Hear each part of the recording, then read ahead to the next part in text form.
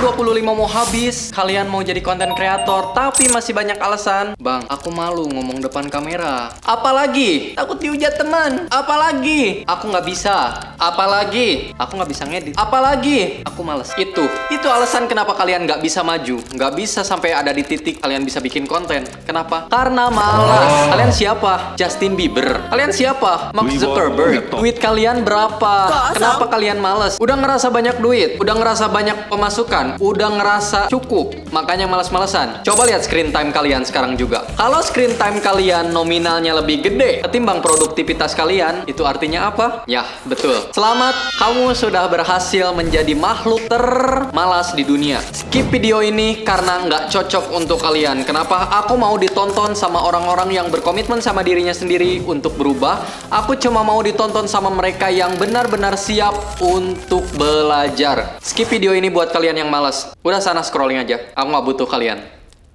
Serius. Perkenalkan dulu, nama saya Reza Diputra. Di sini aku akan jadi teman kalian, menemani kalian untuk bertumbuh membuat konten. Pahami itu, jangan banyak alasan. Kenapa nggak skip? Kenapa? Butuh. Udah, mending scrolling aja. Lebih enak scrolling loh. Rebahan, scrolling, apalagi sambil nyemil. Wah, itu combo perfect untuk jadi beban orang tua. Enggak. Ini bukan untuk kalian. Itu untuk mereka yang nggak mau berubah. Kalian harus punya sedikitnya jejak yang harus kalian lihat 5 tahun ke depan. Oke? Contohnya apa? Dulu editanku seperti ini. Aku belajar ngedit pertama kali tahun 2014. Pakai apa? Dipa Video. Di HP, nggak banyak alasan. Apa? Kalian mau alasan lagi? Alasan apa? Coba keluarin. Tapi HP ku bukan iPhone. Tapi HP ku apa? Tapi HP ku jelek. Aku nggak tahu. Aku nggak punya kamera mahal. Aku nggak punya lighting. Silahkan keluarin lagi alasan. Habis itu, keluar dari video ini. Jangan nonton. Aku nggak mau orang yang banyak alasan. Oke. Kalau kalian masih banyak alasan, masih takut dihina, dengerin. Mereka menghina kalian karena pantas. Kenapa? Lihat diri kalian. Sekarang bercermin. Kalian punya skill apa? Kalian bisa nunjukin apa ke dunia? Sampai kalian layak untuk tidak dihina. Satu-satunya yang bisa kalian tunjukin adalah kemalasan kalian. Itu alasan kenapa kalian dihina. Dan di sini aku mau membukakan mata kalian supaya apa? Kalian sadar bahwa diri kalian itu perlu di-upgrade. Nggak bisa, itu adalah kata-kata yang sering diucapkan oleh orang malas. Bang, aku nggak bisa bikin konten. Lu ngomen, bikin alasan, itu bisa jadi konten buat aku. Contohnya, 5 ciri-ciri orang pemalas. Yang pertama, sering beralasan. Itu udah jadi konten. Apa itu content creation? Apa itu content creator? Kalau jawaban kalian membuat konten itu harus editingnya bagus, lightingnya bagus, kamera mahal. Apakah menulis di halaman blog itu pekerjaan content creator? Enggak, Bang. Itu bukan di sosmed. Gak bisa aku ngomong kasar. Dengerin, content creator adalah orang yang membuat konten. Content creation adalah proses membuat konten. Jadi, content creation itu apa? Konten itu apa? Konten adalah informasi, berita, isi, cerita. Itu adalah konten. Kalian pernah lihat kemasan Indomie? Di belakangnya ada tata cara penyajian. Itu adalah konten yang dikemas melalui tulisan. Meskipun di blog berupa tulisan, itu masih konten. Content creator itu bukan hanya seseorang yang membuat video. Bukan cuma itu. Gak semua orang yang bikin video itu disebut content creator. Tapi semua orang yang bisa menyampaikan informasi itu disebut content creator atau penyampai konten. Paham sampai sini? Kita jangan dulu masuk ke dalam teknik editing, Bang. Gimana caranya ngedit? Enggak, jangan dulu ke situ. Kita ke tahap awal dulu. Kita pengenalan dulu pondasi content creator, oke? Kesalahan-kesalahan orang awam ketika menjadi content creator, yaitu alat adalah segalanya. Oke, aku tantang kalian sekarang. Siapa yang berani datang ke rumah aku sekarang juga? Aku tantang kalian. Tolong operatingkan sinema kamera yang aku pakai. Tolong. Ini adalah videoku tanpa color grading. Kalian bisa nggak? Nggak bisa kan? Makanya alat bukan segalanya. Cukup pakai HP. Kenapa? Kalian nggak perlu color grading. HP udah senatural mungkin warnanya. Jangan beralasan lagi, Bang aku. Udah stop alasannya. Kalian masih lanjut sampai sini, berarti tandanya kalian nggak boleh beralasan. Oke? Kebanyakan orang cuma fokus untuk dapat AdSense. Aku nggak munafik, aku juga memang butuh duit. But ada cara yang lebih bagus, ada cara yang lebih elegan. Bahkan itu yang meningkatkan value kalian untuk mendapatkan uang, bukan cuma dari AdSense. Kalau kalian cuma berpikir monetisasi itu cuma dari AdSense, monetisasi itu berbeda dengan AdSense. Tapi AdSense itu salah satu cara untuk monetisasi. Jadi monetisasi itu adalah gimana konten kita bisa menghasilkan uang. Contohnya, aku seorang content creator, seorang fotografer, videografer. Aku bisa dibayar oleh orang ketika membuat video. Itu termasuk monetisasi. Jadi, aku di sini mau mengajarkan kalian untuk jangan terlalu fokus sama AdSense, tapi tingkatkan value kalian sehingga apa? Uang bisa datang dari berbagai macam sumber. Paham sampai sini? Oke, sekarang masuk ke tahap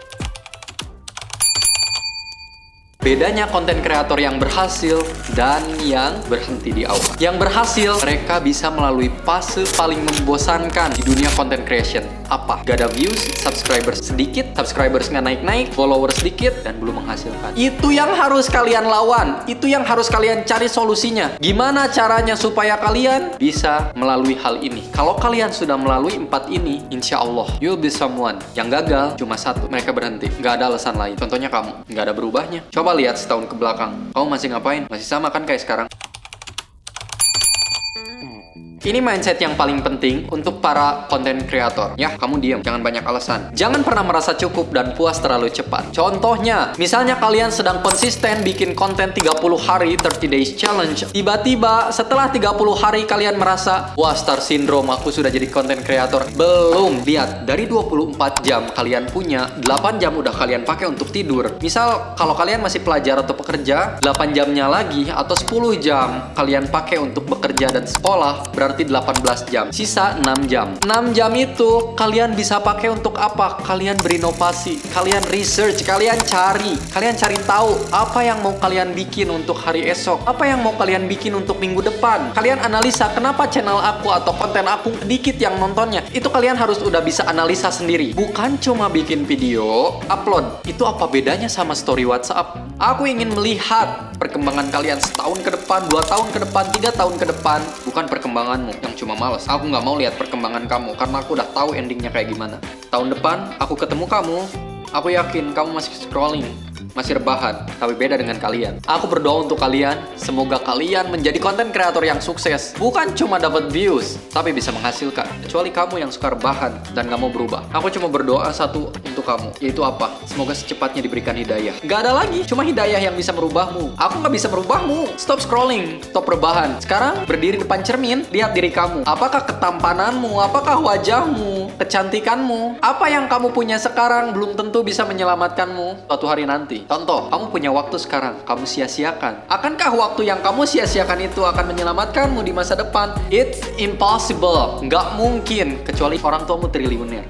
Paham? Bercermin. Lihat sepecundang apa kamu, akankah ada yang menyelamatkanmu suatu hari di masa depan kalau kamu terus-terusan kayak gitu. Oke, beda dengan kalian. Aku yakin masih menonton video ini karena kalian mau berubah. Aku ingin kalian menghindari satu hal, yaitu merasa diri paling tahu segalanya. Aku dulu pernah ada di posisi itu, dan ya, makanya aku minder sama anak kecil yang kontennya lebih bagus dari aku. Dari situ aku belajar lagi, sampai aku beli kelas, sampai aku rela ngeluarin duit. Untuk apa? Untuk aku terus belajar. Beda dengan kalian, ngeluarin duit cuma untuk rebahan. Udah sana. Di era digital sekarang ini, konten kreator udah bukan pilihan lagi, tapi kewajiban, skill yang wajib semua orang bisa. Wajib, kecuali untuk kamu. Aku sangat mendukung kamu tiap hari rebahan. Aku ingin melihat, aku ingin menjadi orang yang tepuk tangan atas ketidakberhasilanmu. Aku akan jadi orang pertama kali yang menepuk tanganku dan mengapresiasi atas waktu yang kamu sia-siakan. Selamat. Banyak sekali waktu yang kamu sia-siakan. Ayo semangat. Kecuali teman-temanku yang sekarang sedang menonton sampai sejauh ini. Aku akan jadi orang yang apresiasi kamu. Aku ingin jadi orang yang merangkul kamu, yang menemani perjalananmu. Kamu nggak usah ditemani perjalanannya. Udah cukup, diri kamu sendiri aja nggak mau menemanimu, apalagi orang lain. Beda dengan kalian. Kalian sampai ada sejauh ini, kalian melawan rasa bosan, rasa malas karena ingin belajar. Oke, mungkin video kali ini belum masuk ke teknis karena aku mau menanamkan dulu satu mindset di dalam pikiran kalian yang dimana content creator is not always about editing. Bukan hanya selalu tentang editing, tapi tentang mindset. Mindset seorang content creator itu seperti apa? itu adalah pondasi penting. Karena percuma kamu bisa ngedit tapi kamu tidak tahu konten apa yang mau kamu edit. Oke? Sekarang pokoknya aku mau kalian tulis di kolom komentar. Nggak boleh beralasan, "Bang, aku malu berkomentar. Bang, subscribersku masih 0. Aku malu berkomentar." Pokoknya setelah video ini aku mau kalian lakukan hal kecil ini. Tulis di kolom komentar, siapa kamu? Kamu ingin dikenal sebagai siapa? Kenapa kamu ingin belajar bikin konten? Dan apakah kamu sudah siap berkomitmen dengan diri kamu sendiri? Kecuali kamu yang masih banyak alasan, "Bang, aku malu komen. Bang, aku malu berkomentar, subscribersku sedikit. Channelku jelek." Oke. Aku akan tepuk tangan. Atas kebodohanmu, aku sudah tepuk tangan. Selamat. Mungkin besok aku akan tepuk tangan lagi untukmu. Kecuali untuk kalian yang memberanikan diri untuk tampil di depan umum. Kalau kamu masih awam dan nol banget, justru kamu ada di titik yang paling jujur untuk mulai. Jangan takut untuk belajar, karena ilmu akan menjadi sumber cahayamu. Ingat, lebih baik memulai dari tidak sempurna daripada mencoba untuk sempurna tapi tidak pernah bergerak. Saya Raja Putra, and until next time, see you.